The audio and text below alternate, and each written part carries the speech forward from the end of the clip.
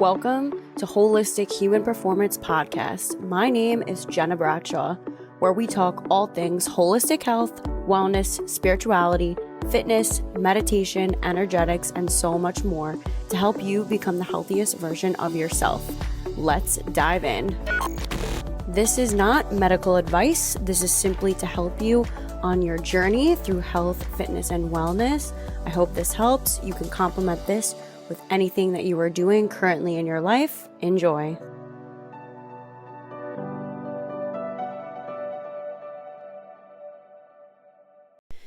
Ever find it super difficult to integrate these holistic tools and modalities and you really just don't know where to start?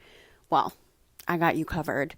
It's been a long time coming and it's finally gotten to this place where I can really be wherever and whenever you need me to be. And that's why I created the Holistic Human Performance Virtual Wellness Center. The cool part about this wellness center is you can take me wherever, whenever you need, filled with meditations, nutrition coaching, exercises, workouts, online courses, all of these things you get in this virtual wellness center. Because let's be real, sometimes it's challenging to be able to integrate these tools and know what to do with them. And not only that, if you are a one-on-one coaching client with me, you have automatic access to this entire virtual wellness center so that you have the tools to do it on your own. And guess what? You're getting a 5-day free trial. So you can find that at www.holistichumanperformance.co/academy. Go get your 5-day free trial. Try it out. Let us know what you think. Enjoy. Hello, everyone, and welcome to the Holistic Human Performance Podcast. I'm your host, Gena Bradshaw, and today we have a very special guest with us. We have Marc Martiboys. He is a trailblazer in the dentistry since 1982, embodies a revolutionary approach to oral and holistic wellness. He fuses integrative medicine with dental care and is the founder of Special Dental and Health Center of Excellence. He empowers individuals to reclaim control over their oral and general health. Now, I am so excited to have Marc with us today because we were just talking before and I had put it out to the universe. I said, I would love, especially after my own journey with health, learning about oral health care, and then obviously fusing that with the energetics. And I said, I would love to have a holistic dentist come on and we get into it and we talk energetics, spirituality, and the science of, holistic dentistry and what it even means. And lo and behold, Marc contacts me and I've started reading up on him and I'm like, holy shit, he is a shamanic dentist. This is the coolest thing ever. Even better than what I had been asking for. So without further ado, Marc, welcome to the podcast. Wow, I'm really excited. I feel like I've manifested you too. It feels like we've manifested each other. It's after a lot of soul searching over the last year, I'm really coming out of my shell to share my life's journey, how it can impact dentistry, and how looking at the demons of dentistry, and not just the physical demons, but the mental patterns that may have come from childhood dentistry, the potentially samskara patterns that have come, or some people believe, from past lives, or maybe we're tapping into universal consciousness. We've got patterns of fear of dentistry, maybe because of historical times of having head and neck trauma. And we'll go into that later on. Oh, wow. And then the energetics, because there's people who've claimed that I've touched them on the neck and they have a flashback to being hanged in a totally different country to where they're living. So and they can contact back and say, Marc, that was a past life. I can tell you now that was a past life. I don't know whether it was a past, but to them it was a past life. Right. And that's all that's important. Then you mentioned the energetics. Now, we all know about reflexology, of points on our feet, on our hands, the iridology of our eyes. And more people are realizing thanks to scientific proof of meridians and energetic points, even in the mouth and on the teeth. So it's different teeth represent different organ systems, just like Right. different points of the feet. So what's the right way of putting it? The toothache you might be having, if there's no sign of physical disease, could that be just an alarm bell coming through the tooth that's coming from the representative organ? So we can touch on that. So that's what I call the energetics of frequency in the body. But equally, if you've got metals in your mouth, in particular the more heavy metals, as much as some of us like a bit of heavy metal music all the time, I will say even heavy metal music lovers, if they listen to it all the time, 24/7, they may get a serious mood challenge if they're not balancing out the heavy metals with some of the softer musics, the new age Right. musics, the relax musics. And we have potentially heavy metals in our teeth, like mercury and copper, and there's a whole host of other ones that are mixed into gold alloys as well. But the most common one everyone knows about is the second most toxic metal in the world. And I don't really want to go on a big story about mercury today, because I really want to talk about the shamanic Yeah, side me and how too. we I can want to talk about that. and how you can get the mercury out of your body with shamanic medicine, even like sweat lodging and sweating. We're all realizing that sweating is so good for us. So we'll talk about all these things in our hour together. So looking forward to that. So great. Yeah. Where do we start? So here's where I want to start, because oh my gosh, I have so many questions. Here's what we're going to start with. Talk to me about your journey where you kind of found dentistry and then it leading you to, shamanism and kind of doing what you do today and integrating the two, because it's very unique and special. Like, you obviously have a gift. Like, this is what you're meant to do. So I'm curious about your journey and what brought you here. Okay, so very succinctly, I can the basic starting point is very straightforward, but quite mystical, because now my life has unfolded. I was 60 the other day, and I started my training as an 18-year-old. So in theory, I've got 42 years of experience of being in dentistry. And when I was like 16, 17, I had no idea that I was wanting to be a dentist. I had a family member as a dentist who my mother's side are German. And my father's side, even though my surname is Martiboys, it's actually a French Huguenot origin of Mont du Bois. But he's very English, passed away 10 years ago, bless my dad. And yeah, I can feel him in the room now. That's nice. But it's like Nice. Mont du Bois, Mont du Bois, very kind of French name that's been anglicized to Martiboys. And as a student at school, I was good with my hands, for sure, good at woodwork and metalwork and things like that. But I was really into geology, rocks. No, I wasn't really a crystal head then. I'm a huge crystal head now. I've just got I work with so many crystals, with my Reiki training, with my crystal training, my sound frequency trainings, my shamanic trainings. But, crystals are always around me, and especially crystal skulls. I've got this huge thing for crystal skulls. Wait, look at what I And you're have. one next to you. Oh my goodness! You wait.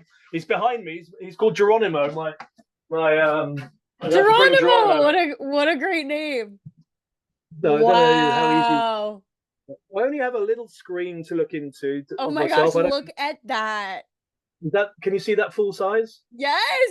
I've Yeah, never seen one like that. yeah, that was made specially for me in India. And I Wow. got him 3 years ago. I manifested him 3 years ago, and he's a golden healer. Oh, Golden Um, Healer, one of my favorites. yeah, and from the Himalayas and the stone carver. There's like multiple generations of stone carvers in northern India that made it for me. Wow. And obviously, it's just the untouched kind of apex, and then the rest Yeah. has been carved out. And they always go and look for the quartz first. They don't buy the quartz; they find it and then they carve it. So very special Wow. family, and I'm sure some of your audience might even want to know who they are, and I can let them Yes. know. Yeah, and I'll make one to order for you. But he was called Geronimo. That came to me in a sort of a download, as some people would call it, or through a meditation.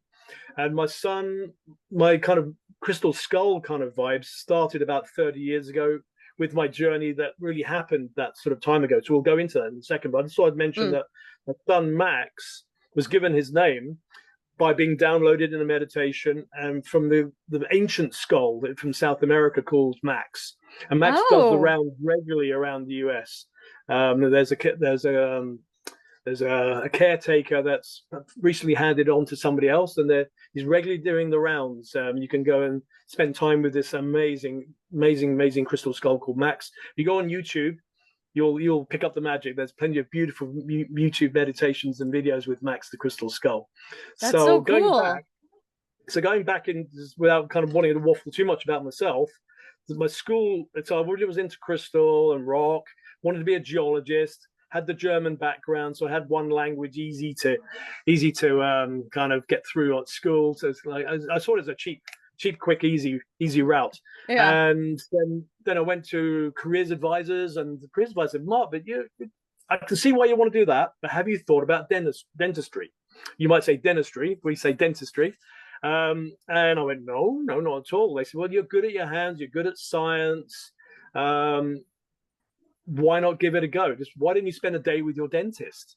And that's where it all started. I spent a day, fell in love with just meeting people. Was always a people person as a child, and I've just gradually become more of a people person as I've got older. And the joys of helping people that are in discomfort, physically, emotionally, and then later on spiritually and energetically. It's been a total joy. It's been challenging because Yeah. dentistry is challenging. It's a very stressful career, and really challenging when I became deeply in tune with the energetics of what dentistry can do positively, but equally potentially negatively to us. And that all happened once I had these deep epiphanies from, I think, two near-death experiences, but one pivotal one, Whoa. because after committing to it, I'd committed from a very young age, straight in at 18. Back then, it was about a 5.5 year degree. And then you do your 1 to 2 year kind of post-grad kind of stuff, but you still work in clinic. And I've just coming from a kind of a challenging background. My mother and father separated at a young age. I was kind of the eldest and became and the family parted, so it was three of us, and my mother was basically looked after us while she was like an A&E nurse. So it's kind of challenging time. So I took a bit of a father role in that. Mm. And so coming to finishing medical school and then a couple of years in clinical practice, and I just needed time out. That was me thankfully listening to my many messages, many kind of frustrations, and I was in a long relationship from uni days. I could have been a marriage. We weren't engaged, but I could have been an engagement, a marriage. I was offered to be a partner in my very first clinic, and at a great age, 25, it was like life was like amazing. Yeah. The world was my oyster, as some people would call it, and I just had this calling to say, no, put the brakes on this. You've got to maybe reclaim some childhood, Mm. free up some wanderlust, whatever, and maybe do some kind of healing and processing. I don't think the wanderlust was just about roaming the deserts and hanging out with Aborigines in Australia and shaman in Indonesia. That kind of manifested once I kind of made the brave decision to do it. And thankfully, I had a buddy at medical school. He wasn't so keen on the big long time because I had a year in Australia and then six months in the Far East.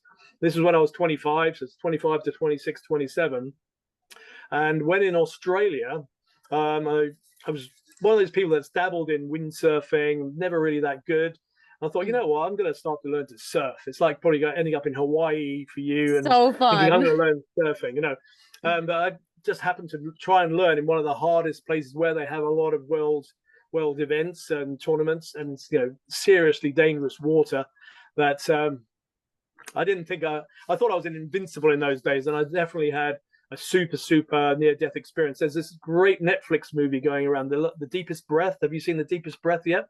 I About the have free not, divers. but I've heard about it. Oh no, wait, the one with the divers that go like all the way down. Yeah, Yeah, it's scary. Yeah, I was like holding my breath watching it. yeah. And that was kind of like historical. You saw like they weren't actors; they were the true people. Yeah. They just had so much footage of their lives. They sort of pieced together a really cool movie. And then when I was really young, I watched The Big Blue, which is a beautiful underwater about a free diver as well. So I've always been into water, but I had this experience where I was so ripped in the kind of currents but I didn't know whether I was actually going up or down, and Oh, I just kept going down when I was obviously losing breath, and I'm not a free diver where you can hold your breath for 4 minutes or so. oh, So I was just going down, and then I just had this voice saying, "Mark, you're going the wrong way. Look up." And then there was the bright sunshine, so came up, and then as soon as I arrived, another wave came onto me, so I didn't even have a chance to breathe. And it was just so turbulent, and it's such a fierce area for surfing. And if you're good at surfing, it's great, but if you're a beginner like me, it was like a big mistake. oh. And I saw my life flash by, and I just don't even know how I got through it. But there was numerous dumpings of the wave, and then somehow I surrendered, and then I popped up, and I took my kind of gasp of breath and came through that one. And then I just cracked on. I just thought, wow, I got away with one there. You know, it was kind of I was Oh still a bit too gosh. full of testosterone and kind of adventure. And then eventually kind of got over to, I spent time with Aborigines. I was really passionate about spending time with the Aborigines, the culture of it's a bit like the Native American culture in the US. It's kind Mm-hmm. of like the native culture of Australia. Mm-hmm. And had some mystical experiences, but nothing too deep, just kind of peripheral stuff. Loving the didgeridoo, the kind of vibrational sounds, Yeah, the and loving all the face didgeridoo. painting and the body painting. It was kind of really whetting my appetite. So I kind of love the idea of going out to the Far East, where you can really have a great time and party if you want to, go to Bali and places like that. But I kind of wanted to go into the jungles. And so that's when really, and it was all, when I look back now, I was guided. I know I was guided to be on that journey, to be exposed to tribal life. And I had maybe 8 days living with a tribe with about, I think it was 4 other Westerners. It wasn't really that touristy, and this was back in 89, 90. So it was a tribe called the Mentawi tribe off the island of Sumatra. Mm. And we went out with a canoe into the middle of nowhere, and just very, very big trusting kind of stuff, and lived in stilt huts, and we all had to just wear the tribal uniform. We had to wear the loin skin, we had the face paints, and that's how we had to be barefoot in probably swamp of the minimum knee to thigh height. And we would then go off hunting. We went off hunting for wild boar in these wet jungles. They were going with spears and arrows. And I was kind of more of a chaperone. And then I had to I sort of can't. carry the poor thing out. And in the evenings, you had all that kind of tribal getting together, and it was all beautiful. But there was a gentleman in the back who clearly was either elderly and dying, or he was elderly and sick. It was kind of hard to work out because we didn't stay to see whether he passed or not, but he was very unwell. And then in the middle of the night, it seemed, well, certainly when it was very dark, lights would appear, and very unique characters would appear, what I would call shaman from what I'm learning more and more as I get older. And Yeah. then they did sacrificial stuff, the kind of voodoo type stuff where chickens were kind of, and it was, Yeah. I think there was a full moon, and they were taken to the moon, and then they were Yeah. kind of sacrificed with a knife on the neck and on the throat, and Yeah. lots of singing and lots of chanting. And a few days later, we're going back, rucksacks back on, and going back, and then back into sort of what I'd call more mainstream life, but not really. It was still very out there kind of parts of Indonesia. And then I hopped into Malaysia, met this guy. And one thing I always seem to do when I'm traveling, and often on my own, is I always seem to manifest the kingpin of the village or the kingpin of the town, Mm. the character that knows everyone and says, you got to meet so and so, this and that, and everything Mm. else.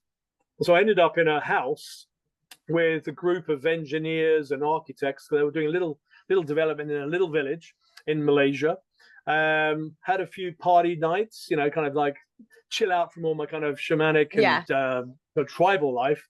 And Yeah. then lo and behold, I suddenly get really sick. I mean, super sick. I mean, like fever like you wouldn't believe. Everything's coming out of both ends. They knew I was in trouble, and they took me to this very remote, small little village hospital where apparently I was the first ever. They call it Masali, and that means Mm. just kind of white guy, the first ever white guy, Yeah. white skinned guy, or traveler or whatever. And when I looked around, I vaguely remember just seeing everybody really, really kind of jaundice color, just like lots of yellow faces, like really sick and ill, and all the beds were just one after the other. And then I just remember being given a space with one of those kind of slow propeller kind of cooling fans that do nothing. That's all they do Yeah. is move a little bit of this hot, humid air around. And then I just remember passing out and then really coming out with nurses around and basically with saline in me, antibiotics in me, and then when I was a bit more normal, they said I died twice. I had typhoid, and they really struggled to keep me alive. And they just kept Whoa. pumping the fluids in, pumping the antibiotics in. And while that all sounds lovely, kind of scary, I was really at peace because when they were talking to me, I'd already come through this journey, and it was definitely my awakening, what people are calling awakening these days. I didn't really call it that back then. I think I would have called it back then a near-death experience because I was kind of into studying NDEs, and I know you've had yours. You're interested in that, and maybe that's why we're talking. So without talking too much about it, I just remember seeing life so differently. I was kind of an intuitive beforehand, but I was on another level, just totally just staring at energies around plants and really enjoying kind of really intense conversations with people and just kind of studying their faces and their teeth and their eyes rather than just the big picture. I kind of was just loving this whole eclectic mix of opportunity with open, expanded awareness, let's just call it. And spent another couple of months recuperating, never really lost the power, but when I woke up, that was the most powerful it's ever been.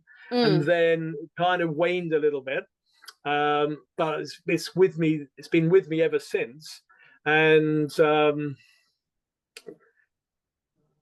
few years later, I was with a mystic, a medium, and we were traveling. And this was when my son was already born, and we took him to Glastonbury, and we were in this beautiful holy well place. And she channeled things, and she said, "Mark, I've just channeled a couple of things. One about your son, and he was baptized by Mother Mary spiritually just by this well, which was like, wow, really." And the light in the area just darkened. It just like black clouds suddenly appeared, and everyone's hairs prickled up. Kind of a really mystical kind of experience. And then she said, "I've now just know what's happened to you." And she said, "You're a walk-in." And so the term walk-ins used a lot for potentially it could be even a demonic kind of what's the word for it, when like an exorcism where you get an entity coming into you.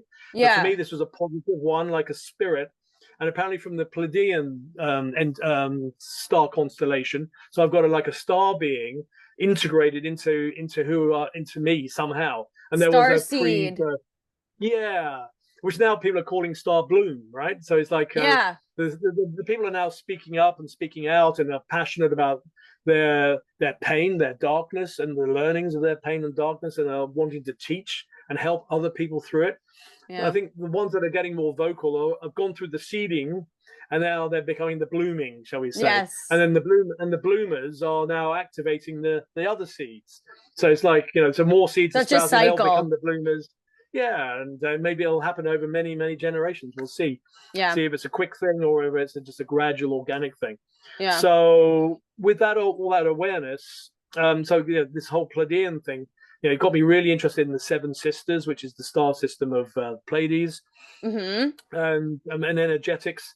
And then with that knowledge, I kind of then manifested a spiritual healing circle, because I then had this calling to kind of work more emotionally with my dental patients. So I came back kind of thinking, how am I going to now incorporate all this into dentistry? And integrate it, yeah.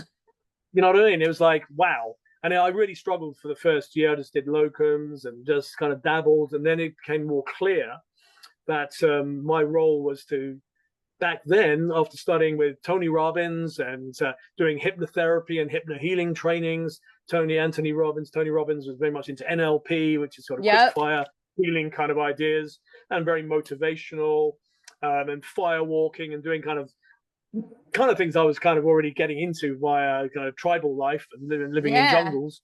So kind of he lit my fire big time.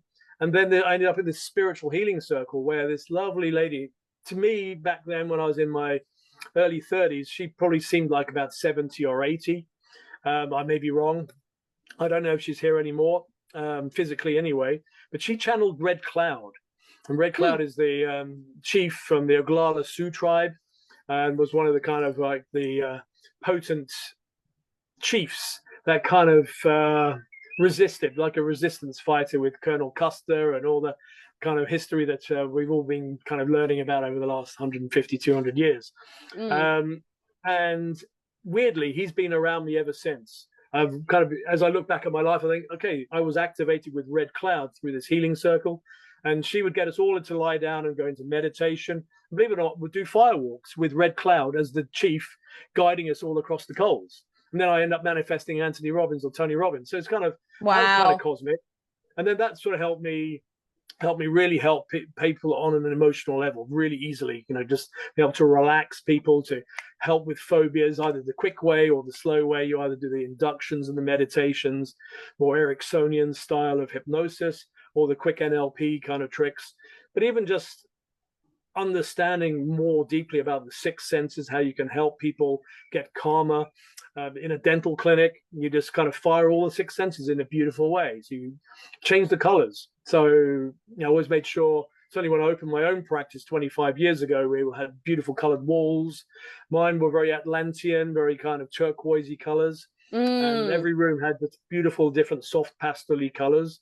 Aroma burners, this was going on, 25 years ago, when maybe now it's kind of seen as fairly straightforward, even in hotels and restaurants, and certainly massage parlors and retreat centers will have all this stuff going on, what I call spa centers, So our dental practice was called Martiboys Dental Spa 25 years ago. And then I really had the opportunity to paint my own blank canvas, because I decided from day one, well, I was called from day one, that this cannot be done on HMOs and the British systems of the NHS or National Healthcare System. Right. So having done plenty of time doing that, getting very experienced hands, I was definitely called to open, a bit like a restaurant. I felt I'd been trained to be a school canteen chef, but I really wanted to have my own restaurant, and I have to do it my way, right? Yep. So my spices, my flavors, my mixes.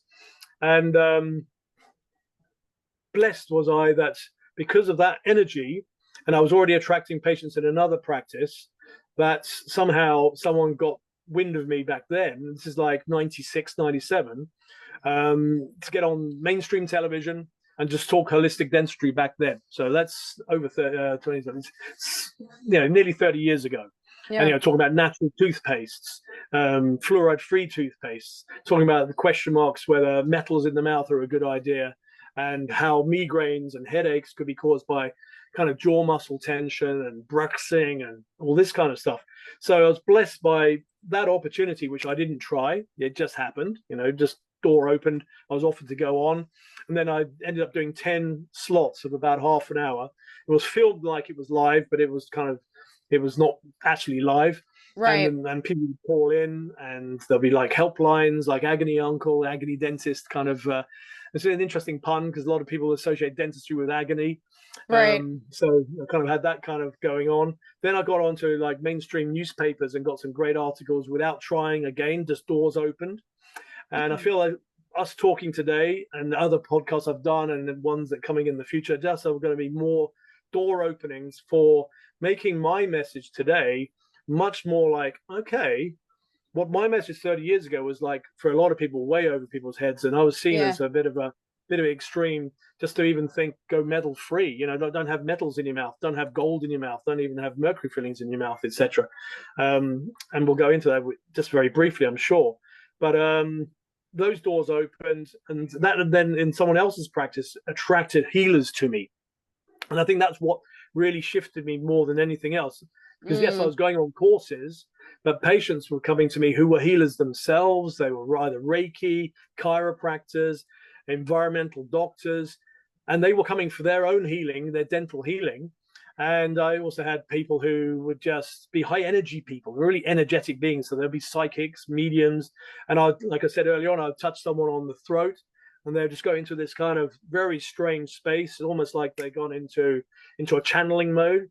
Yeah. But they just close their eyes and they push me away, and my nurse would like go, "Oh my God, what's happening?" And we'd be worried that they may be having a medical alert, like a faint or an anaphylactic shock or this kind of stuff. And all they were doing was just revisiting a memory, a collective memory or a personal memory of their Mm. death. Mm. And they were all oral. And then really weirdly, I had a couple of ladies say exactly the same thing without going into the graphics. They were being sexually abused. Mm. And they made me realize that a lot of dental fear, and maybe even medical fear of Mm. going under some Anesthesia kind or of yeah. But the big thing about dentistry is that most dentistry is done wide awake. You may be sedated, but you don't generally have general anesthesia unless it's a surgical operation on your jaw or your wisdom teeth. So most of the patients are coming in conscious and aware. Some of them have had a little drink or a little smoke, and some of them are not necessarily 100% conscious because they've had to take something to get them in the chair. A bit like people who are fearful of flying, they might take a little sleeping tablet in the day and just kind of calm themselves down. Mm. But it became very obvious to me that this whole samsara thing, which is an ancient Indian Hindu kind of belief system that we carry imprints and memories from our ancestors, Mm. and and and maybe some of those ancestors are not those genetic lineages; they're kind of also spiritual ancestors. So you've had many lives in many bodies, in many both sexes, all sexes, and maybe animals as well. It's interesting. And whenever I have a kind of a past life kind of thing with a patient, they're always human. And they're not always Cleopatra or have you. They're normally just kind of normal people. Normal And they people, say, yeah. yeah, they say it was their life, and they're in ancient times and modern times. So that led me into past life regression. So not in the So chair. awesome. So I started doing timelining and past life regression in a clinic, separate clinic, and could see the value in that. And then over the years, bringing the shamanic aspect into that, because same when I was doing the red cloud stuff, I then manifested the desire to go and do Lakota sweat lodges. And I didn't Ah. really appreciate that red cloud comes from the Lakota kind of tribe, and that sweat lodging done the Lakota style is very unique. And it's called inipi. Have you ever done a sweat lodge yourself? No, I haven't, but I will say I have been thinking about it lately, so that's something that's on my list for sure. Okay, and when I could just address like the why shamanic healthcare for dentistry could be so powerful, I'll just bullet point all the Yeah, tell pros and me. cons of all the shamanic things. But I'll just mention that this whole sweat lodging thing started to become really powerful for me. It's kind of a little bit like the fire walking, and then it was kind of like then you're in deep, intense darkness and heat with a group of people, not necessarily naked like some people think. You still can wear Yeah. sports shorts and towels. It's not as some people like to make it sound like it's really weird when really it's just like a sauna, but it's Yeah. in darkness and it's with ceremony. This is Mm. the big difference. Mm. And what we're hearing now with plant medicine is like you've got two choices. You either take plants and a bit like alcohol, you either take them kind of unceremoniously and run risks and be a bit debauched with it. And that's like partying and taking whatever is being passed around in a party, and you're not grounded. You're mixing it with different things like alcohols. Very dangerous game to play. Right. And we're now seeing, as you know yourself, the kind of the psychiatric movements and the mental health movement being more and more studying and open to what's called trip sitting, where people are taking a plant medicine in a hospital environment. But the ancients have been doing this for thousands of years, and they Mm-hmm. even give it to children. It's like Mm-hmm. the children will have rites of passage with these plants and these other kind of animal based kind of products that are kind of excreted from the skin of frogs and things like this. So it was quite clear to me this whole sweat lodging thing was really important for detoxification, because having gone through it, I found it really arduous to keep staying in there.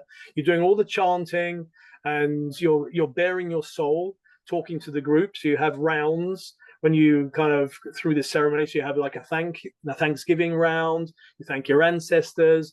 You thank your current kind of friends and family and significant others, animals, pets, etc.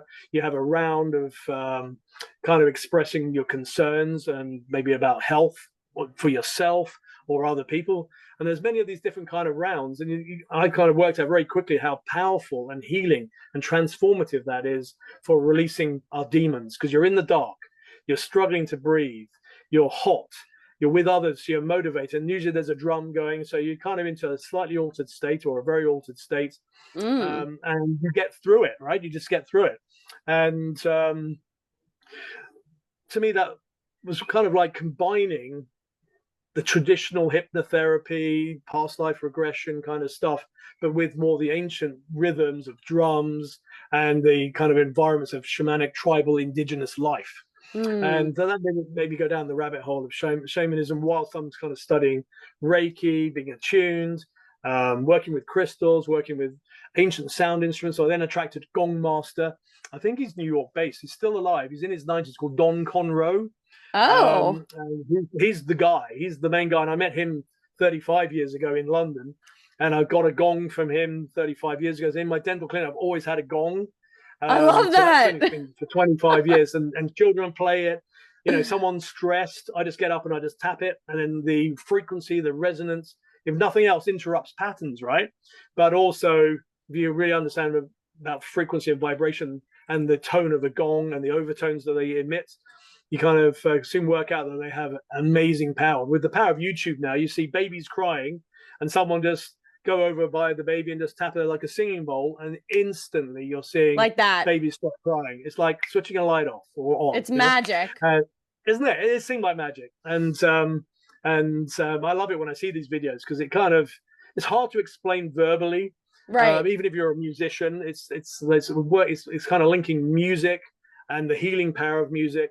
And certain aspects of music have been studied, like Baroque music, and the Mozart effect, and the healing power and the kind of nurturing power and the soporifying or the relaxation vibes, the brainwave changes just from kind of those kind of frequencies. So we've been having this kind of eclectic mix of journeys and synthesizing them through shamanism and through sweat lodging in particular. And then 2 years ago, my mother was, my sister died 2 years ago, 2.5 years ago, prematurely. And that was a kind of hard hit. She's been suffering with something for 6 years, and she was only 51, quite young with it. So the trauma was pretty intense, but just kind of went through it. And then my mother it broke her heart, because her only daughter was the youngest, and then I've got a brother, and then I'm the eldest. So there's kind of me being brave and strong for my brother and my mother, and she just went downhill really sadly, really fast. And she passed a good year away, a year and 3 months ago. And my son was doing Cambo treatments. I don't know if you're familiar with Cambo. This is the secretion of this little green frog from the Amazon. Oh, yes. Yeah. And then you put it on your ankle? What you pick a point, or so the practitioner. So you go with an experienced practitioner. I wouldn't self do it until you're trained and you're masterful with it. Yeah. And it purges you, right? It cleanses out. Yeah. So I had a friend that did that. Great. And it does the whole shenanigans of mental, physical, emotional, spiritual, and energetic. It's not just, everyone sees it as a physical purge, like an ayahuasca thing where you just kind of vomit out and you get better because you've just released some stuff. And so some people think you release some emotion, you've released something from your gut, and you're improving your kind of digestion, etc. Just seems to go a lot deeper than that, much deeper. And during that difficult time, I was kind of drawn to this practitioner who had been looking after my son and was doing wonderful work with my son, who's now 28. So it's probably when he was like 20 and 26-ish, something like that. And he was singing praises. Said, "Dad, you've just got to do this. Really feel your pain." He's been releasing pain from his traumas of when I was breaking up with his mother, when he was 6, right? So 20 odd years before. So he said, I'm healing so much about many things and relationship stuff. And I feel it'll really be helping with your mother's kind of demise and potential loss. And lo and behold, I did one before, one during, and one after my mother passed. So we did 3 sessions, and it was what's called a lunar cycle kind of treatment, where you do 3 sessions within one moon cycle. And it was profound, absolutely profound. And you don't eat, you fast, and you drink lots of water, and this kind of purging. If you watch it on a YouTube video, you just think, well, who in their right mind would do this stuff? Right? It's very nuts, right? But during it, it's horrendous. And compared to other things like ayahuasca and what have you, this is quick. Within seconds, it's gone mainline because you have to have a little burn on your skin because it's Yes, like yes. and it's now being really studied by science because it's a very powerful polypeptide, and polypeptides are becoming Ah. really well studied for many things, especially autoimmune and resetting the immune system, right? And that seems to be one of the main things they're finding with Cambo is people are going in with horrendous and allergy syndromes, and they're just being rebalanced just with Hmm. this kind of process. So people see it as this kind of visual vomiting, but it seems like everything is getting reset, not just your gut and your biome, etc. And maybe the gut biome is this critical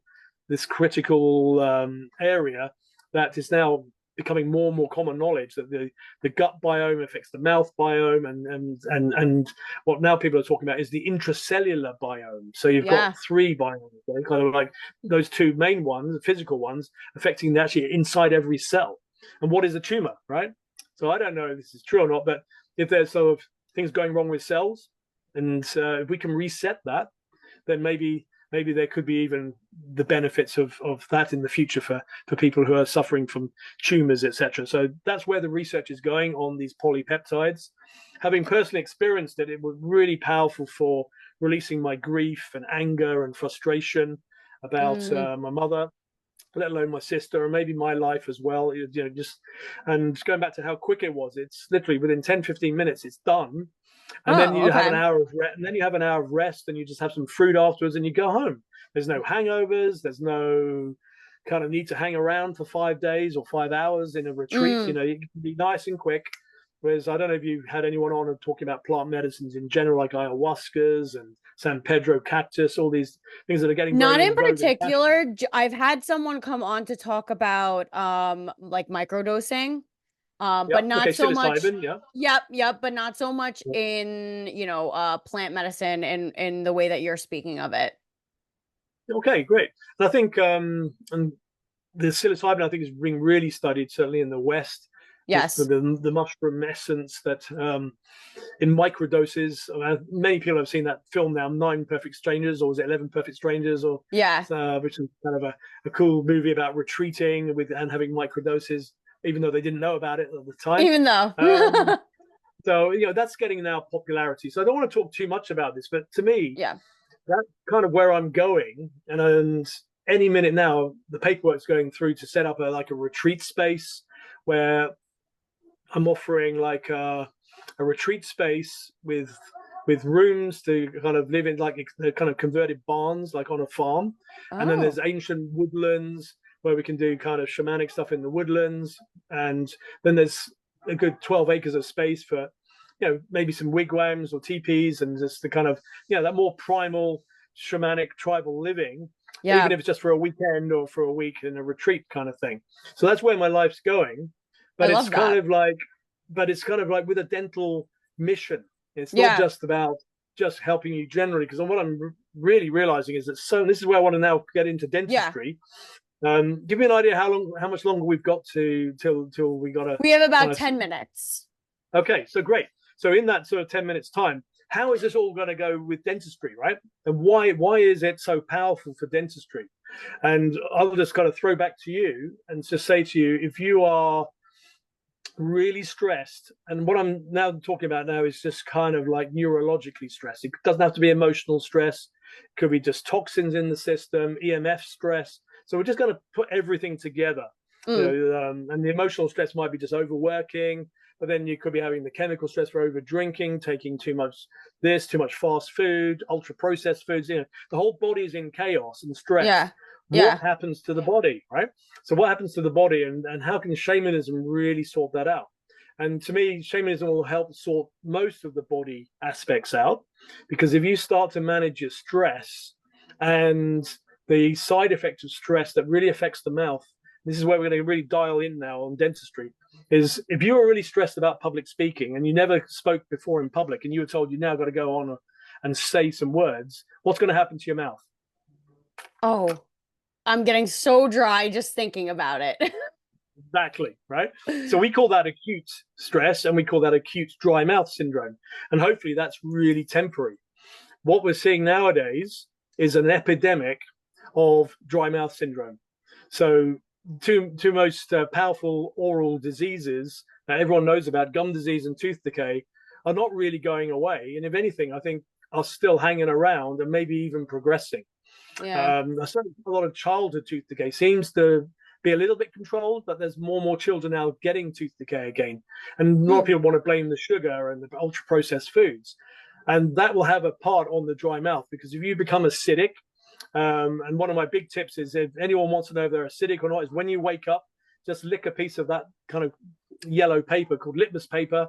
You can get it online, get it from a chemist. They'll test your pH, your acid alkaline balance of your saliva. And if your saliva is acidic, you're already in trouble. But what if you also have a dry mouth? And then you're going to get into more trouble. So you're dry, you're acidic, the oral biome just goes out of control, because all the protective mechanisms are in our saliva. Okay, they also are the first stage of digestion. So if you're chewing when you're stressed and when you're dry, you are going to be just not really performing that first phase of ideal digestion of the carbohydrates when you're eating. So then it's going into your stomach without that pre-digestion phase. So you're not really getting all the nutrients that you're eating. So let's go back to this whole dryness thing. So you've lost your protection.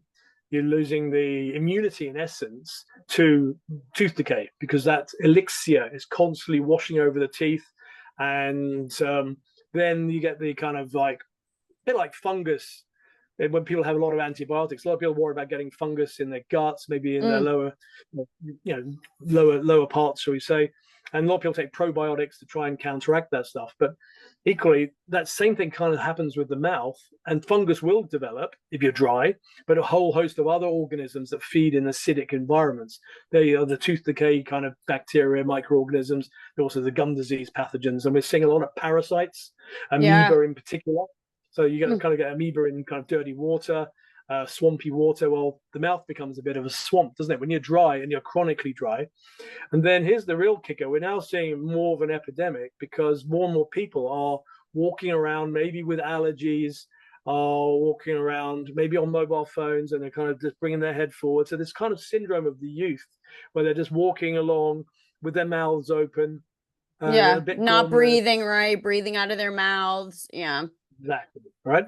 So that's another whole podcast, is breathing and breath work and mouth breathing. But we're going to just touch on it in the next 5 minutes, because what is it about shamanism that kind of brings all these things in? And the magic nerve, which I'm sure you'll know about, is the 10th cranial nerve, called the vagus nerve. And the vagus nerve is such a critical nerve. And if we can reset the vagus nerve, a lot of stuff just sorts itself out, which is why for many decades in the US and UK, the Asians and the yogis have been coming over from India, have been teaching us transcendental meditation and yoga. And in many ways, if you go back through the mystical side and the ancient side of Hinduism and India, it was all very shamanic back then. There was a real, if you keep going back, because all shamanism is kind of pre-religion, and then Hinduism kind of with all their gods and stuff like that, sort of kind of drowned out the shamanic aspect. Whereas it's very obvious when you look at tribes that are still either thriving or surviving in the US, in Australia, people, and a lot of them are bringing back their cultural ancestry back into their kind of current environment. And so you'll see the ceremonies and the ways of life. And what's the buzz thing at the moment? It's forest bathing, right? Yeah, forest bathing. Forest bathing, like that's, and that's proving it scientifically. They're all the phytochemicals and the vibes. We're now proving that grounding is so good for us. So, and no native had rubber on their feet, right? So they're either barefoot, or they've got animal skin or some kind of leafy product on their feet to protect them from thorns and things. So they were forest bathing, they were grounding, barefooting, and then let's keep going. They're dancing, they're singing, and they're humming. And research is showing that kind of yogic om and that hum and the singing and the deep chanting, the kind of like, the native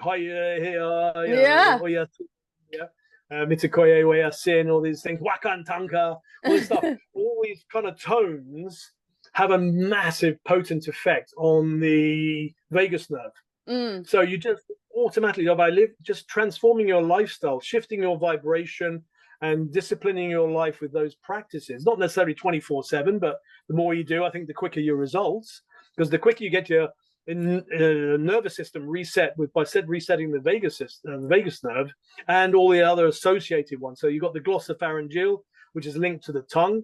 So a lot of yogis and now kind of myofunctional therapists are teaching kind of tongue exercises, swinging the tongue and opening up your craniosacral system and your chakras, etc., etc. So different kind of groups are kind of having this, using their language like chakras, energetics, craniosacral, white lights, from crown to sacrum to earth, Mother Earth, Father Sky. And something that's really important to mention is in shamanism, the most important thing that I feel is about shamanism, everything has consciousness. So even your teeth have consciousness. And so let's stop being a victim about our dental kind of worries and concerns and start asking better questions. And that's the kind of thing you do in sweat lodges, because you go inward and you would go in hypnosis, and you go, if you saw a therapist and you went back in time to your childhood, or you're asking deep questions. And can I pause you here real quick, because yeah, and I like have the urge to bring this up. yeah. So I did the whole thing. I had braces. I had like, one of my teeth this is on the left side, is rotated 180 degrees the opposite direction. Wow. And I had like a gold chain on there, whatever. So this is when I was like in my teenage years. And I've never, ever, ever had a cavity in my life. Okay. Wow. Good. Yesterday, I started to feel a little bit of sensitivity on back left molar, like the last one. And I'm like, oh no. So what's it telling you? What's it saying, apart from reminding you that you're meeting me today, right? I think so. I don't know. And I was like, oh man. So what you were just about to say, and also just saying before about what's the deeper meaning. So immediately my mind goes, okay, so this is on the left side, okay, feminine. And I'm thinking like, what organ is it connected to? Like all of these things are going through my mind. More gut, yeah. More gut, yeah. My gut has been off too, actually. If it's a wisdom tooth, it's more the heart. And no wisdom. I had 3 wisdom teeth out. Okay. Yeah. Okay, cool. And there are some people saying whether that's good or bad or ugly. I think all I think is it might just lower the frequency of the energetics of that meridian. It doesn't necessarily stop the flow. The big issue is if you've got an infected wisdom tooth, you could be then at risk, and because it's linked to the heart, you could be linked to heart problems. And so a lot of people are having their wisdom teeth removed, and maybe there's still some residual infection. That's called cavitation. So that's kind of a buzz thing in the holistic dental community. You can be tested with special probes and special instruments for that. You could have metals in your teeth and giving off really high kind of, not EMFs as such, I would call it galvanic, like battery kind of vibes. And you can have that measured by special instruments. And we use them. You just get them from electrical stores. So it's an electrician's meter to see if there's current going through. And the older the filling, or the more reactive the filling, usually with more rusting metals. So they're oxidizing and giving off a frequency of rust, and therefore in an electrical activity, you can measure that.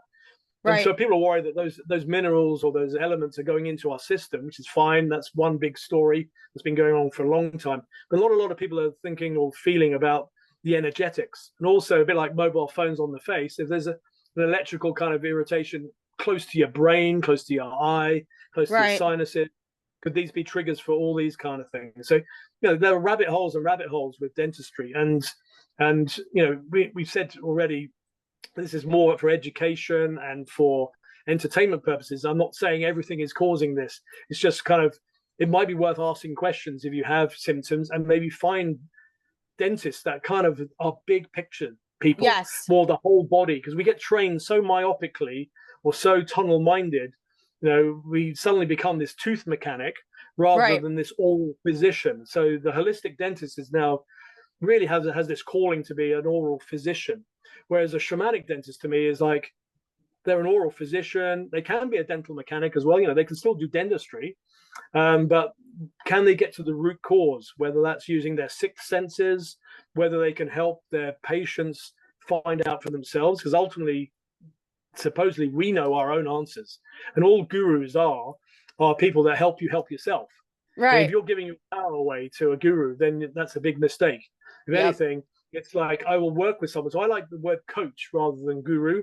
I think that's something Mm-hmm. Tony Robbins has always said as well. He's always said, be your own coach, but Yep. I'll be your coach to coach you to be your own coach or your guru. Yeah. So you don't have to be necessarily shamanic, but you got to be a bigger thinker than just, oh, this is definitely a root canal. This is definitely an extraction. This is definitely a filling. You know, and I've heard of people telling me they've had toothache and then they've had it just taken out. And I've said, well, how do you know it needed to come Yeah. out? Can you not just give it some time? Give it some energetic healing, give it some Reiki. It's a bit like backache. Most back surgeons and certainly chiropractors will not suddenly say on the first visit with some backache, oh, you need an operation. Yeah. Right? They'll say, well, take some anti-inflammatories. They'll maybe recommend allopathic. Some will go naturopathic. Some will go in between, a bit of ginger and turmeric and a bit of Advil or whatever you need, right? So a Yeah. combination. Or a great way of explaining it is a bit like politics. You got the right wing and the left wing, but they're still Right. part of the same bird. So you got naturopathic and allopathic. They're still part of the same bird called medicine, right? Yeah. So medicine is in the middle, and shamanic medicine could potentially go left or right, or kind of allopathic as well. You can combine the two. Why not? If you really felt the need. And something that I'm really strong on is that you do tend to get polarization. You get the very, very holistic and the very, very allopathic. And it'd be lovely to see this middle road walked by all practitioners one day, where it's like, okay, for you, I feel like this situation, we can really get you ready for your operation. You need an operation. You need a tooth out, but we're going to prepare you for a day, a week, a month, where you're taking minerals, you're taking homeopathy, you're getting some acupuncture, you're getting some massage, you're getting your lymph moving, you've got your Reiki kind of energetics, and et cetera, et cetera, et cetera. Right. And maybe even, and then we're going to operate on you, right? So I don't know if that happened to you when you had your thyroid operation, where maybe it was suggested that you could be, because I know you were very stressed about it, and even just some hypnosis would have been helpful. I wish, I don't regret, but I wish I knew about all of what I know now when I was going through this. So it'll be 11 years, June 2nd, I celebrated 11 years. Wow. Yeah, cancer free. And just in general, like I tell people this all the time, like I've truly never felt better in my life. You look amazing. Yeah. Thank you. I have half a thyroid. I don't take any medication.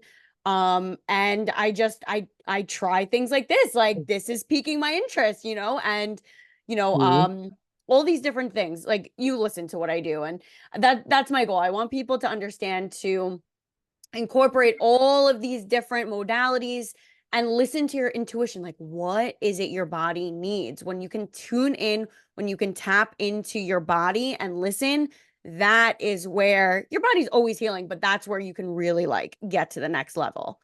So I think it's called quantum shift level, right? I think it's all about quantum shift. And you can go the slow journey or you go the quantum shift journey. And I think the last 4 years is teaching a lot of people. I think that's why there's a surge. I think the internet's helping, podcasts is helping, YouTube's helping. Right. A lot of people are feeling more comfortable to speak their truth these days and share their little golden gems and their experiences. And it may not be necessarily right for the person listening.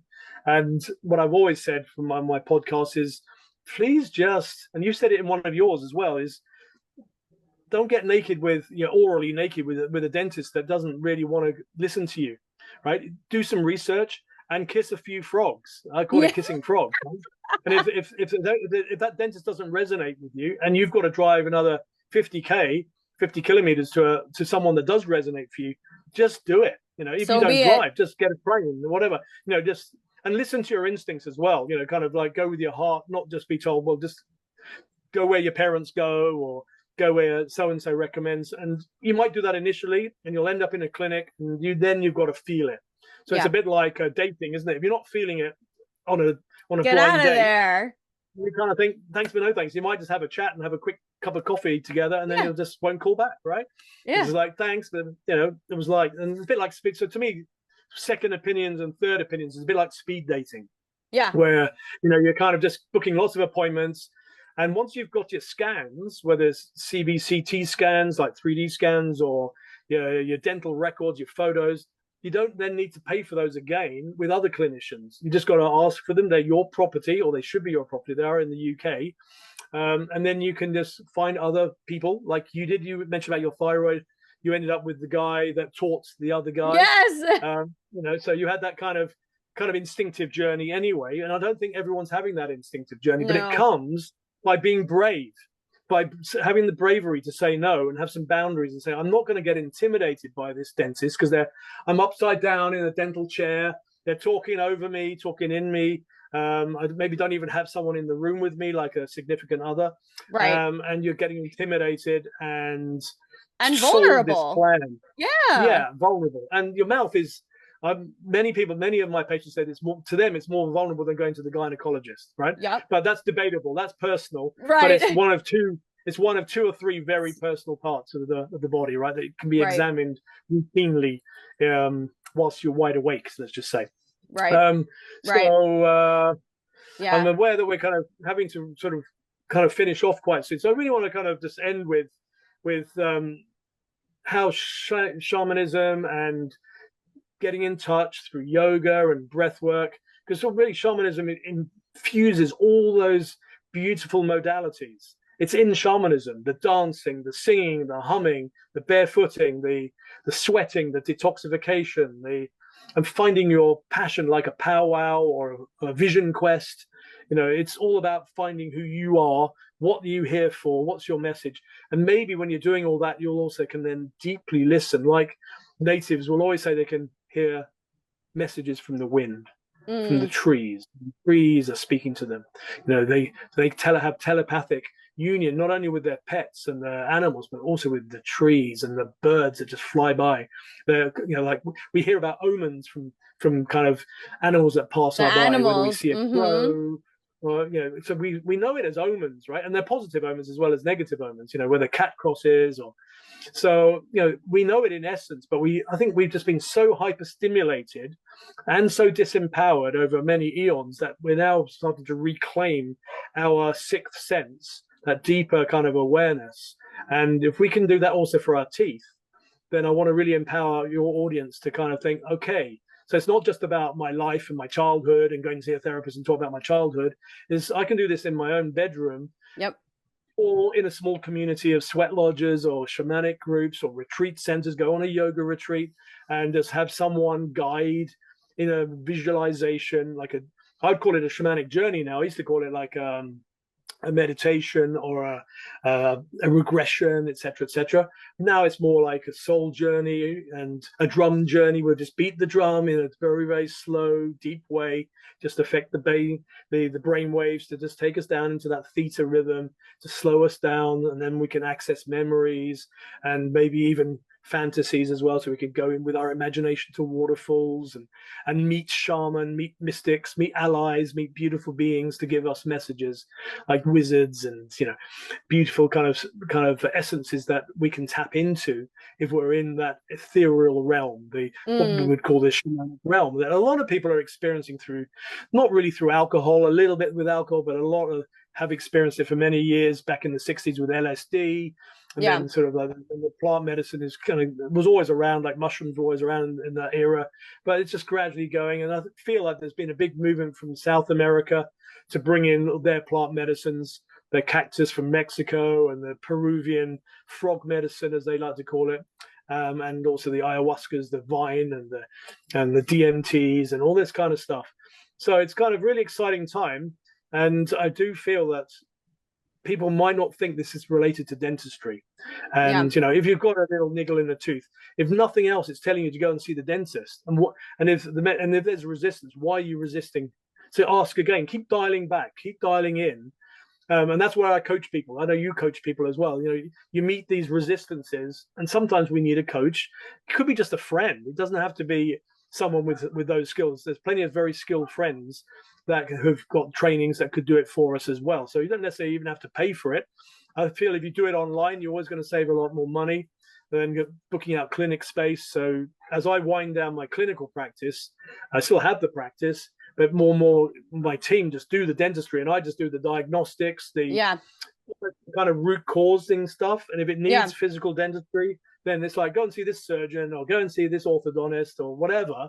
Yeah. But I call it setting the compass. We can set our inner compass, but I can help set people's inner compasses, if that makes sense, by guiding them to guide themselves. And then with that inner compass set, it's a bit like you can be the best. And I think Anthony Robbins always says this. He says, you can be the best athlete in the world. If you want to see a sunrise or a sunset, you're going the wrong way. You can run faster and faster and faster, and you'll never see that sunrise or sunset. Right? All you got to do is turn around. Right? 180 degrees or whatever it is. Just set that compass. Oh my God, there's the sun. Yeah. Reset. But if you've just got your head down and being kind of egotistically I'm going to sort this out myself. I don't need this and that and everything else. And you're angry with the world and you're kind of just off balance. I think you talked about in one of your podcasts about the 5 centers or we've got the 7 chakras. We've got the 5 kind of parts. You've got the mind, body, spirit, all these trinities and fifths and sevenths.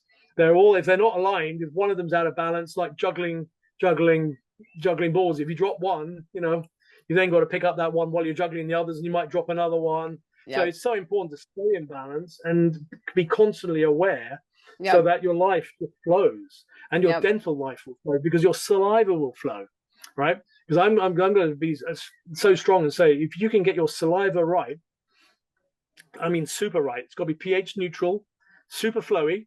So it's high flow, high neutrality, shall we say? Yeah. That's the island. It couldn't even be that alkaline. It's just on the cusp of alkalinity. So very neutral, very flowy. That's how you reset your mouth. The oral biome, given time, will reset. Unless you've got super advanced gum disease, you might have to hit it hard. You might have to hit it hard with plants like cloves and all the kind of medicinals that we all hear about in the naturopathic world, from myrrh to sage to aloe vera to coconut oil. There's so many rabbit holes with what plants for the mouth, but clove is one of my favorites. I always end my podcast. I love clove. Yeah, so there's many a podcast, many a YouTube video now on the power of these things. So I'm going to end on this because so I've just got into this habit, and I'm inspiring people in my workshops, and we actually do it because a lot of people are, I don't like clove. It's okay in apple, but I always spit it out, and kind of thing. A lot of people got a phobia of cloves, right? And so the way to overcome it is just to have one, and just know that if you have one in the morning before you get out of bed, and you haven't had anything to eat, so it's on an empty stomach, and you have one clove after your nightly routine, and you're just going to go to sleep, you may need a little swig of water, but just to kind of drink down the bits, because I'm suggesting you suck it for 5 minutes. Mm-hmm. Let it saturate, because they're just dry. They're dry as a bone, right? So if you start chewing it, it's not pleasant. It's just dry bits of twig in your mouth. So you just suck it like a little lozenge or sweet, like a mint. And then you're tasting the little soft essence of the eugenol, the essential oil, and that then starts to seep into your saliva. Now, the big kicker is hypersalivated saliva has been researched and proven to go up 2 notches of the pH scale. So if you're acidic, and it's going to take you a while to get systemically balanced because of your diet and your stress, etc., you can instantly become balanced if you're 5, 6, pH maybe 4, 5, and 6. If you're super acidic, all you're doing is just raising the bar of your acidity. You're improving the acidity levels, shall we just say. So if you're 5, you'll become neutral. If you're 7, you'll suddenly become 9 just for a period of time. So you go a little bit alkaline, but that's like fasting, that's like juicing, all these things that make you a little bit alkaline, that make you a little bit airheaded. And that's, again, another shamanic thing is fasting. And what we're seeing with fasting is you're then starving the bacteria that feed on the glucose, right? On the white powders, because glucose isn't just about sweets. Everyone thinks it's sweets. It's crisps, it's crackers, it's chips, it's potato, it's wheat, it's all the white flours, basically, all the white powders, as I like to call it. So you suck it for 5 minutes, then you start to nibble it. Mm-hmm. You don't swallow. So you're hypersalivating. And I'm going to end by proving this by saying, have you ever met anyone with Down syndrome? Have you got a friend or someone around in your community with Down syndrome? You may not know this, but when they're dentally examined, they may have a bit of tartar on their teeth, but they're very kind of big with their tongue, and they're very salivary. They hypersalivate with their condition. Maybe they don't swallow that often. I don't really know why they hypersalivate. Maybe their vagus nerve is so on fire that they just kind of rub in the saliva, but they just don't have cavities. Yeah, they Huh. don't have cavities. They don't really have gum disease. They just have a bit of tartar because a lot of saliva could have calcium ions in it. So it's kind of like over-nourishing with calcium on the teeth. It's a bit like stalagmites and stalactites. The teeth kind of can chalk up a bit. But they have incredible oral health generally. Wow. You'd think, with a condition where it's really maybe challenging to give diets and monitor diets, etc., and toothbrushing and flossing. There Right. won't be The many that will simple, find basic flossing. things. Yeah. Yeah, so just the saliva. So therefore, if we can do that with something, it doesn't have to be a clove. Okay. There's a whole industry on sugar-free gum. You've heard Yeah. your whole of your life. Chew some gum after a sugary meal. That's great advice. I personally, would say get a sugar-free natural gum, Right. not a synthetic gum, because most gums are petrochemical. But it's up to you if you want petrochemical. I'm not going to tell you what to do, but I would personally go plant because that's what I do. I just live with plants. So when you've had it in your mouth for 5 minutes, it's gone a bit gelatinous and a bit kind of gooey. You can then kind of nibble it slowly. And as you nibble it, it really releases the oils. But you need the saliva in your mouth because if you don't have the saliva, it burns the tongue. Like all Okay. essential oils, you must always put Yes. essential oils into With a carrier carrier oils or oil. yeah. So it's diluted because essential oils are way too strong to go straight on our skin or mucosa. So with a lot of saliva, it's just kind of already dissolving beautifully into the liquids. And then for 2 or 3 minutes, you're then swishing the breaking down of the clove and the pieces and the oils in between your teeth, around your mouth. If you've got a sore throat, you gargle your throat, and you're just never swallowing until you're about to let it all go into your gut. And one of the biggest causes with a lot of surgeons are finding parasites in the TMJ capsule, mainly Oh, chlamydia, and it's mainly sexually transmitted parasites. So there are a lot of research proving that a lot of TMJ, clenching and grinding, is caused by parasites in the jaw. And one of the biggest things about clove is it's anti-parasitic. That's why a lot of people take it for tapeworm and kind of right. all the gut kind of parasites. So it's usually in a herbal mixture, like an Ayurvedic mixture with other plants as well. But I'm just talking about the one clove, right? One clove in the morning, one clove in the evening. You're then, when you've got a mouthful and you swish and you've kind of water jetted your teeth with your cheek muscles, you're doing this. Yep. You don't need a water jet. If you're spritzing with your cheek muscles, You're you don't good. have to water jet. But I'm a big fan of water jets. You can put all the beautiful medicinals in a water jet and be just washing your teeth with beautiful things as well. It's just another way to get the good stuff between your teeth. And then finally, with a big mouthful of chewed up bits of clove, down it goes, down the Okay. hatch, into the gut, Down the on hatch. the and just YouTube video chewing cloves. There's doctors. There's one guy, lovely guy called the Motivational Doc. He does a beautiful presentation on all the benefits of chewing cloves, from curing acne. So this is all from digesting it, right? I think the acne one is actually clove water, where you just then kind of rub it on Yes, the I've seen that. And you internally. like put it on your face. Yeah. Yeah, yeah. So it's like an antiseptic, and that's the Right. beauty of clove. It's anti-parasitic, antifungal, antibacterial, anti everything. I mean, some people claim that it might kill the good guys as well. So you've got to be a bit careful. That's why I don't like clove oil. Because Okay. again, some people just buy the clove oil. They've got toothache. They put a drop on their tooth, and it can be too strong. It could even kill the nerve of the tooth. And these essential oils are stronger than people really understand, unless you go down the rabbit hole of essential Right. oils. So that's how I want to end the podcast, with a bit of plant medicine that everyone has in their home. Either for hams, if you like your meats, it's for apples, and I always end with an apple a day keeps the doctor away. So maybe a clove a day, which goes with an apple, keeps the dentist away. So if you have apples and cloves, maybe an apple puree with some cloves in it every day, you're going to keep both of them away, right? It's in our Ah, language, it's in our stories, and some people call it old wives' tales, and witch stories, and ancient plant stories, but anything that's current, I think it has validity, and not necessarily for everyone. yeah. We've got to do our own research. What works for one man's food is another man's poison. That's Mm-hmm. why there's so many beautiful plants out there. There's so many drugs that are beautiful as well. And if you're really acutely in trouble, sometimes you have to hit it hard with a drug. So how advanced is your problem? If it's not that advanced, or you have time to manage it, slower, then you might want to go down the organic and plant-based. If you haven't got the time, you may have to jump in and get a tooth taken out, or get a big filling done, even get a root canal if that's what you feel is the way forwards. I'm not going to judge that. It's work. All these different treatments work for some people. If root canal failed on everybody, there wouldn't be any more root canal. So there's a lot of bad press about root canal, and the standards of delivering root canal are improving with microscopes and things. So the standard of care is improving, and there are many, many people, maybe because they have great constitutions, that are living with dead teeth in their jaws and in their bodies. Right.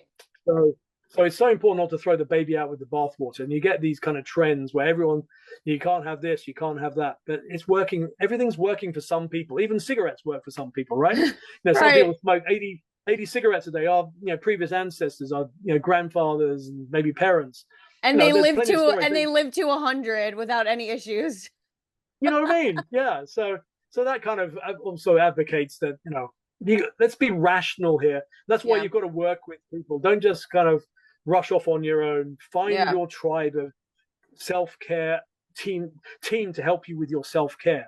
They're just your coaches to help with the self-care routine. So the right dental practice, if they're kind of rude to you or patronize you, just walk straight out. There is a clinic out there, I promise you. Even if you have to fly somewhere, it'll be worth it. Because you've got to, if you're on this wavelength, you've got to get the right practitioner for you. And maybe I can guide you online with just simple advice or a little consultation. People send me x-rays, send me their histories, their photos. And many times I do it even free of charge. Wouldn't say I do it always free of charge. It's like any coaching. Is this a quick bit of advice, which I'm very willing to give free of charge? Yeah, of course. And if it's like, no, we need to do some deep healing here, this is go on a journey and it's going to take some time, then I charge for a bit of my time. Yeah, so that's of course. How I want to end. Energetic exchange, of course. Yeah, exactly that. Marc, thank you so much. You are a wealth of knowledge. I mean, we could literally go for hours. I think this got started. We could do another 5 hours, but I want to keep it kind of tight today. I want to definitely have you back on, and we'll talk about, we'll go like a little bit deeper, but thank you so much for coming on. Can you share with the audience where they can find you? I'm also going to add your stuff into the show notes as well. So where can people find you? Okay, so it came in a meditation, because I would never call myself a shaman, even though many people have called me that over many years. And I've got this kind of little bit of a belief system that you've got to come from a physical lineage, you've been in a tribe, and so there are many of those kind of indigenous warriors coming over to the West, and that they are the physical image of a shaman, but a shaman are awake. I believe shaman are awakening, and we are awakening our inner shaman, which is kind of our higher self. Our higher self is a wizard, is a shaman, is an all-knowing, all-seeing, all-encompassing I. And came into meditation is, don't call yourself a shaman, Marc, even though people have called me that. And some of my teachers said, Marc, you're a shaman. But, you have to just get comfortable with that. And I do face paints, and I do tribal things, and I chant, and I have some very, very interesting ways of working one-to-one. I haven't done it on Zoom yet. I may start doing that kind of way, and I'm starting to put a bit of it out there on the YouTube channel, which is just my name. But the main way, and the main way to get onto that channel is my kind of calling, my second dharma. So I've been a holistic dentist, and now I'm a dental shaman. And so putting the word dental in front makes me feel more comfortable about the word shaman. So kind of, and I could have called myself the dental medicine man, but my intuition or my guidance said, no, Marc, be brave. You got to stick your neck out here, right? Be brave. So it's because it's like, on one level, I'm thinking, is this my ego kind of thing? Do I want to be calling myself a shaman? And I just knew that would be just torture for my ego and for myself, because I'll be running scared calling myself a shaman. So it came from a deep meditation. So I have a simple website named The Dental Shaman, or thedentalshaman.com. And the Dental Shaman on TikTok is, I get so many conversations for help on TikTok, and I do it there and then, or if it needs to be more private, we just kind of go onto WhatsApp or email. So there's email on the website for sure. And that's just info at thedentalshaman.com. But it's TikTok and Instagram are my key kind of social media places, and then there's a new YouTube YouTube. Just starting to put some of my shamanic stuff on as well as my dentistry, and that's still early doors. I'm just kind of just getting Amazing. comfortable to really get it out there. Yeah. Yeah, absolutely. And I'm going to put this in the show notes so everyone can find you. But thank you so much for coming on. I truly appreciate your time and sharing your wisdom and knowledge with us. This is like so Oh, awesome. I just love the fact I'm talking to someone in New York. It's just great. We're I talking across the pond, right? know. All Gorgeous. right. What a Thank world we're living you. in now. The Yeah, world's getting better. The world's I getting know better and it. better. I know Yeah. it. All right, guys. If you like this episode, like, share, subscribe, and I'll see you in the next one. Bye.